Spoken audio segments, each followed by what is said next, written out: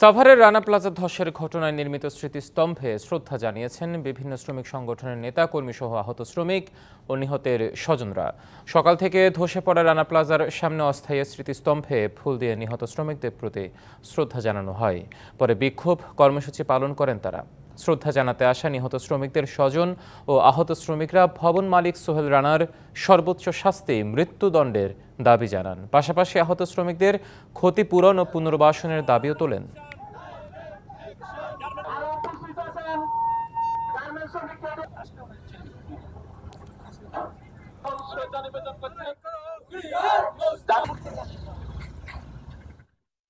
বছরেও এই রানা প্লাজা শ্রমিকদের ক্ষতিপূরণ, চিকিৎসা, পুনর্বাসন কোনোটাই নির্ধারণ করা হয় না। অপরাধী শাস্তি না পান এই একই অপরাধ বারবার করে ঘটতে থাকবেই। যদি সরকার চাইতেন এতদিনে বিচার হয়ে যেত। 1, 2, 3 ঢাকায় জমি জিতে নিন 100% ক্যাশব্যাক সহ 20 কোটি টাকার পুরস্কার।